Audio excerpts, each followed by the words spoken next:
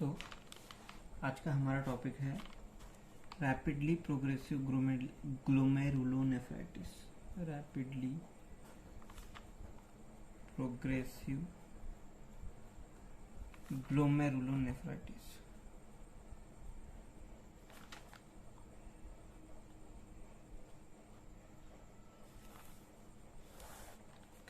नाम से हमको इसमें समझ में आता है कि ये रैपिड रहता है, मतलब ये रैपिड रहता है। जैसे कि अगर किसी को रैपिडली प्रोग्रेसिव ग्लोमेरुलोनेफ्राइटिस हो गया, तो जैसे उसको ऑनसेट हो गया, तो शायद उसके वीक या फिर मंथ में एक वीक या एक मंथ में वो आदमी किडनी फेलियर हो जाएगा, उसका किडनी फेलियर हो जाएगा और वो मर जाएगा। तो कि इसकी पैथोजेनेसिस कैसे रहती है, पैथोजेनेसिस में क्या होता है वो देखेंगे अपन। तो क्या हो जाता है कि ग्लोमेरुलस की बेसमेंट मेम्ब्रेन अगर ये हो गई, आप इसमें देखो, आपको इसमें क्या दिख रहा है, ये बाउमन कैप्सूल है पूरा। तो बाउमन कैप्सूल में ये एफरंट आर्टेरियल है और इसके पूरे ग्लोमेरुलस, और ये इफरंट आर्टेरियल। यहाँ से ब्लड आता है, यहाँ से ब्लड आउट होता है। तो ये आप बाउमन स्पेस देख रहे हैं इसकी, ये पैराइटल सेल्स है। और ये आप ब्लैक कलर की लाइनिंग देख रहे हैं, ये है बेसमेंट मेम्ब्रेन। किसकी? ग्लोमेरुलस की, ग्लोमेरुलर बेसमेंट मेम्ब्रेन। और ये जो दिख रहे हैं आपको ऐसे स्पाइक के समान, ये है पोडोसाइट। तो क्या हो जाता है, ये ग्लोमेरुलर बेसमेंट मेम्ब्रेन का रप्चर हो जाता है। पैथोजन देखेंगे तो ग्लोमेरुलर बेसमेंट मेम्ब्रेन का रप्चर हो जाता है। तो इसके कारण क्या होगा, वो ग्लोमेरुलर बेसमेंट मेम्ब्रेन के रप्चर होने के कारण क्या होना, मतलब ग्लोमेरुलर बेसमेंट मेम्ब्रेन रप्चर क्यों होती है? क्योंकि उसमें सीवियर इन्फ्लामेशन हो गई। सीवियर इन्फ्लामेशन के बहुत सारे कारण हो सकते हैं, उसकी इटियोलॉजिकल फैक्टर बाद में देखेंगे, पर इसके अपन पहले पैथोजेनेसिस। तो ग्लोमेरुलर बेसमेंट मेम्ब्रेन रप्चर होगी तो उसके कारण क्या हो जाएगा, थ्रोम्बिन और फाइब्रिनोजेन का लीकेज हो जाएगा।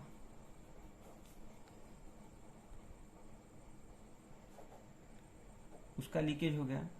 अगर थ्रोम्बिन और फाइब्रिनोजेन का लीकेज हो गया तो उसके कारण क्या होता है, तो फाइब्रिन रहता है, जो फाइब्रिनोजेन रहता है वो फाइब्रिन में किसके वजह से कन्वर्ट होता है, वो कन्वर्ट होता है थ्रोम्बिन के वजह से। तो क्या हो जाता है, तो जो फाइब्रिन रहता है, तो फाइब्रिनोजेन किस में कन्वर्ट होता है, फाइब्रिन में, इन प्रेजेंस ऑफ थ्रोम्बिन के कारण।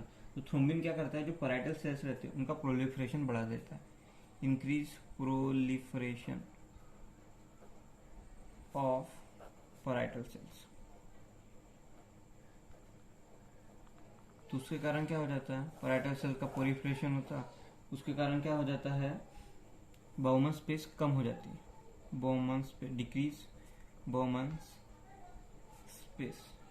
अब बाउमन स्पेस कम हो गई तो उसके कारण क्या हो जाएगा, बाउमन स्पेस कम हो गई तो उसके कारण फिल्ट्रेशन भी कम हो जाएगा, डिक्रीज इन फिल्ट्रेशन। और फिल्ट्रेशन कम हो गया तो नाइट्रोजन वेस्ट कम हो जाएगा, डिक्रीज नाइट्रोजन वेस्ट। उसके कारण क्या हो जाएगा, किडनी का फेलियर हो जाएगा। क्या कारण होगा, किडनी फेलियर। क्या हो गया, अपन ने क्या देखे, ये बाउमन कैप्सूल है, तो ग्लोमेरुलर बेसमेंट मेम्ब्रेन में सीवियर इन्फ्लामेशन कारण इसमें लीकेज हो गया। तो लीकेज के कारण थ्रोम्बिन और फाइब्रिनोजेन लीक होके यहाँ पे आ गया, कहाँ पे, बाउमन कैप्सूल में। बाउमन कैप्सूल में आने के बाद क्या, फाइब्रिनोजेन फाइब्रिन में कन्वर्ट हो रहा है, किसके वजह से, थ्रोम्बिन की वजह से। उसके कारण क्या जा रहा है, ये पैराइटल सेल्स का प्रोलिफरेशन हो रहा है, मतलब ये पैराइटल सेल्स ऐसे यहाँ पे बढ़ रहे हैं, उनका प्रोलिफर। तो इसके कारण क्या हो जाएगा, जैसे ये बढ़ रहे, तो उसके कारण क्या हो जाएगा, ये क्रिसेंट फॉर्मेशन हो जाएगा। मतलब ये जो सेल के प्रोलिफरेशन के क्रिसेंट फॉर्मेशन, क्रिसेंट मतलब वो चांद के समान दिखेगा। जैसे ये सेल एक्सेसिव प्लोरिफलेट हो गए, जैसे ये है बाउमन कैप्सूल, ये पैराइटल सेल्स मैंने बोला था, अभी पहले पैराइटल सेल्स यहाँ पे थे, तो अभी क्या हो गया, फाइब्रिन वगैरह आ गया, तो फाइब्रिन की वजह से ये ऐसे प्रोलिफरेट होना चालू हो गया, तो इसके वजह से ये ऐसा पूरा क्रिसेंट फॉर्मेशन हो गया। तो हम रैपिडली प्रोग्रेसिव ग्लोमेरुलोनेफ्राइटिस को दूसरा को क्रिसेंट फॉर्मेशन भी बोलते हैं। तो ये हो गया, तो पैराइटल सेल्स का प्रोलिफरेशन हो गया। तो अब इसकी इटियोलॉजी देखते हैं कि ये किस किस वजह से होता है। इटियोलॉजी क्या हो सकता कि ग्लोमेर टाइप 1, इसके 3 टाइप रहते हैं, टाइप 1, टाइप 2, टाइप 1 आरपीजीएम, टाइप 2 आरपीजीएम और टाइप 3 आरपीजीएम, टाइप 3 आरपीजीएम। ठीक है, टाइप 1, टाइप 2 और टाइप 3।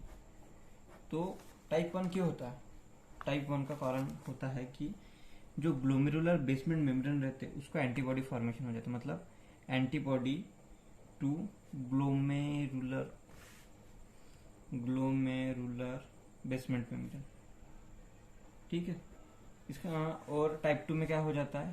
तो क्या हो जाता है इसमें इम्यून कॉम्प्लेक्स मतलब इम्यून कॉम्प्लेक्स का डिपोजिशन हो जाता है कहाँ पे? ग्लोमेरुलर बेसमेंट मेम्ब्रेन में। उसके कारण वो डैमेज हो जाता है। क्या? Glomerular basement membrane, immune complex associated damage. और टाइप 3 में क्या हो जाता है? इन दोनों में से कुछ भी नहीं, ना ग्लोमेरुलर बेसमेंट मेम्ब्रेन को एंटीबॉडी फॉर्मेशन होती है, ना इम्यून कॉम्प्लेक्स की वजह से वो डैमेज होता है। तो इसको हम बोलते हैं पॉसी इम्यून आरपीजीएम। हम इसको बोलते हैं पॉसी मतलब फॉल्स, पॉसी इम्यून आरपीजीएम। तो इन तीनों आरपीजीएम में से देखा जाए तो सबसे मोस्ट कॉमन आरपीजीएम कौन सा है? वो है टाइप 3। टाइप 3 मोस्ट कॉमन, ये मोस्ट कॉमन टाइप का आरपीजीएम रहता है। ठीक है, और ये किसके एसोसिएट? ये एसोसिएट रहता है ANCA. It is associate with ANCA. ANCA मतलब क्या होता है? Antibody, anti neutrophilic cytoplasmic antibody, anti neutrophilic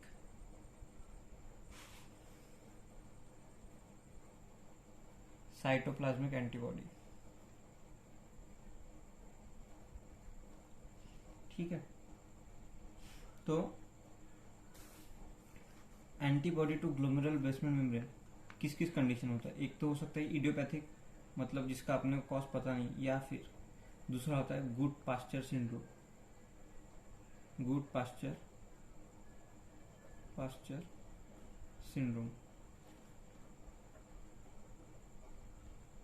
ठीक है, और गुड पास्चर सिंड्रोम की वजह से होता है, और इसमें एसएलए भी इंक्लूड रहता है, सिस्टमिक ल्यूपस एरिथेमेटस और वेजनस ग्रैनुलोमैटस,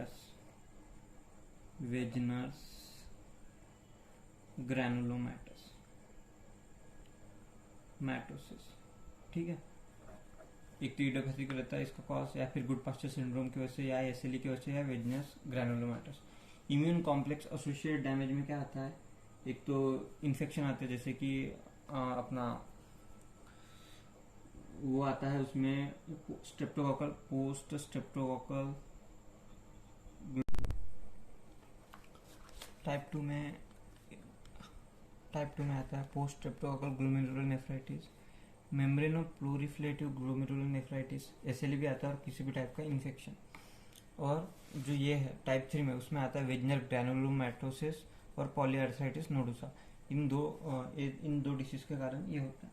अब ये हो गया, तो अभी जब हम इसको सबसे इन तीनों में से सबसे बेस्ट प्रोग्नोसिस किसका रहता है? तो वो सबसे बेस्ट प्रोग्नोसिस टाइप 3 ग्लोमेरुलोनेफ्राइटिस आरपीजीएम का देखने को मिलेगा आपको। किसका? टाइप 3 का बेस्ट प्रोग्नोसिस। अब अगर इसकी हम माइक्रोस्कोपी देखें, मतलब अगर तीनों जैसे इनको जब अपन इम्यूनोफ्लोरेसेंस से देखेंगे, तो इम्यूनोफ्लोरेसेंस में आप देखेंगे कि जो ये टाइप 1 ग्लोमेरुलो आरपीजीएन है, उसमें इम्यूनोफ्लोरेसेंस रहता है, वो लीनियर इम्यूनोफ्लोरेसेंस दिखता है, और टाइप 2 में इम्यूनोफ्लोरेसेंस की बात की जाए तो क्या हो जाता है? वो इम्यून कॉम्प्लेक्स, मतलब हर एक जगह जगह पे इम्यून कॉम्प्लेक्स डिपॉजिट होते हैं। तो उसके कारण क्या दिखेगा अपने को कि ग्रैनुलर पैटर्न दिखेंगे, ग्रैनुलर पैटर्न। तो मैं सबसे पहले आपको ये लिख के अच्छे से बता दूँ, उसके बाद मैं आपको डायग्राम से बता दूंगा। ग्रैनुलर पैटर्न दिखेंगे, ठीक है। और जो इम्यूनोफ्लोरेसेंस इसमें देखेंगे टाइप 3 में, वो किसमें, वो एब्सेंट रहेगा, एब्सेंट रहेगा इम्यूनोफ्लोरेसेंस में, क्योंकि ना इसमें किसी भी तरह का एंटीबॉडीज फॉर्मेशन होती है ग्लोमेरुलर बेसमेंट मेम्ब्रेन के खिलाफ, या फिर इम्यून कॉम्प्लेक्स का डिपोजिशन भी नहीं होता। तो आप इसमें देखेंगे कि जो पेशेंट रहेगा वो किस तरह के क्लिनिकल मैनिफेस्टेशन के साथ आएंगे। तो आप उसके पेशेंट में देखेंगे कि उसके कलर का यूरिन अल्टर्ड है, colour of urine is Altered, या फिर आप देखेंगे कि यूरिन अच्छे से पास न होने का कारण उसके ऊपर स्वेलिंग आ जाएंगी, इडिमा हो जाएगा उसको, ठीक है। और आप जब उसकी किडनी देखेंगे तो आपको ग्रॉस तो आप उसकी किडनी कैसे देखेंगे, तो ग्रास में देखेंगे तो आपको उसकी किडनी देखेंगे कि फ्ली बीटन की, ऐसा लगेगा फ्ली बीटन किडनी क्यों होती है। तो इसमें क्या हो जाता है रैपिड प्रोग्रेसिव ग्लोमेरुलर नेफ्राइटिस में जो ये रहता है किडनी के फेलियर के मतलब ग्लोमेरुलर बेसमेंट मेम्ब्रेन के रप्चर होने के कारण क्या हो जाता है, डिक्रीज GFR हो जाता है। उसके कारण क्या हो जाता है, रास एक्टिवेट हो जाता है, रास एक्टिवेट होने के कारण क्या हो जाता है, जो ब्लड प्रेशर रहता है वो शूट अप हो जाता है, मतलब इंक्रीज ब्लड प्रेशर बहुत ज़्यादा शूट अप हो जाता है। उसके कारण क्या हो जाता है, जो छोटे छोटे वेसल्स रहते हैं उनमें शूट अप होने के कारण हेमोरेज हो जाता है। तो उसमें फ्ली बीटन किडनी दिखेंगी आपको, ठीक है। अब आप सोच रहे होंगे फ्ली बीटन किडनी एक ही नहीं, इसमें RPGN में भी दिखती है फ्ली बीटन किडनी, और दिखती है मैलिग्नेंट हाइपरटेंशन में, या फिर पोस्ट स्ट्रेप्टोकोकल ग्लोमेरुलर नेफ्राइटिस में भी ये दिखती है फ्ली बीटन किडनी, और इन्फेक्टिव एंडोकार्डाइटिस में भी आपको ये देखने को मिलेंगे। तो इसके बाद मैं आपको इसका ये बताऊंगा माइक्रोस्कोपी। तो आप जैसे देख रहे हैं इसमें इस डायग्राम में कि ये जो ग्लोमेरुलर मेम्ब्रेन है, जैसे ये ग्लोमेरुलर बेसमेंट, ये ग्लोमेरुलस है, तो ग्लोमेरुलर बेसमेंट मेम्ब्रेन क्या, जैसे इसके वजह से PSGN में पोस्ट स्ट्रेप्टोकोकल ग्लोमेरुलर नेफ्राइटिस में जो ये है कौन से पैराइटल सेल्स, उनका क्या हो जाएगा, बहुत ज़्यादा प्रोलिफरेशन होंगे, इसलिए उसको क्रिसेंट फॉर्मेशन हो जाएंगे। यहाँ पे देखो, ये देख रहे हैं आप, ये ऐसा ये पूरा ये सेल्स वो पैराइटल सेल्स की प्रोलिफरेशन के कारण ये हो गया। तो इसमें देख क्रिसेंट फॉर्मेशन, ठीक है, वो क्रिसेंट फॉर्मेशन हो गया। ये भी देखो इसमें भी ये जो मैंने क्रिसेंट फॉर्मेशन आउटलाइन किया, देखो इसमें भी क्रिसेंट फॉर्मेशन हुआ। अब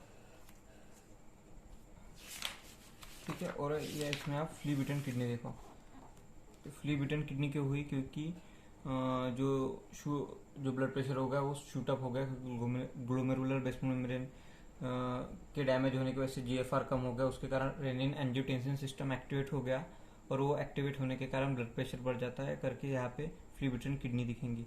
और ये बोलते cortex show tiny particular haemorrhage visible through the capsule, ठीक है। Thank you.